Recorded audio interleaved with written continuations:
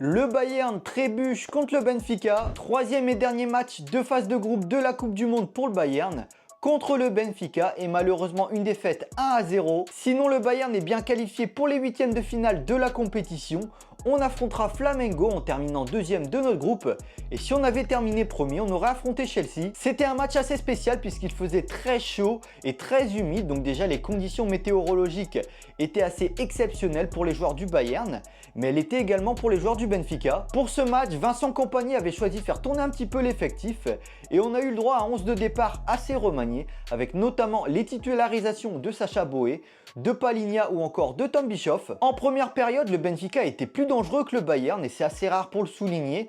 Le Benfica a rapidement ouvert le score et puis le Bayern n'a pas réussi à développer son jeu.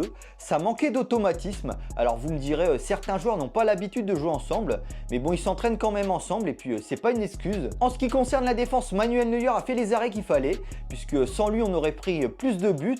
Après Upamecano, il revient de blessure, donc on voit bien qu'il a encore du mal au niveau du rythme. Et puis c'était l'une des rares fois qu'il était aligné avec Stanisic en charnière centrale. Et même chose pour Sacha Boey au niveau du rythme. En deuxième période, il a eu des crampes. Au milieu de terrain, c'était très moyen puisque Tom Bischoff déjà vient d'arriver dans l'équipe.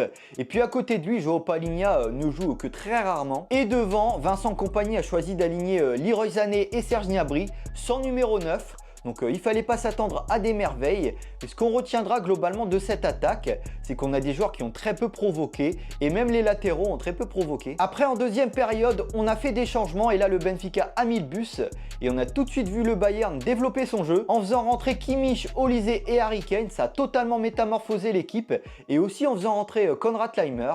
Alors Kimmich, il apporte totalement de l'équilibre à l'équipe et du jeu vers l'avant.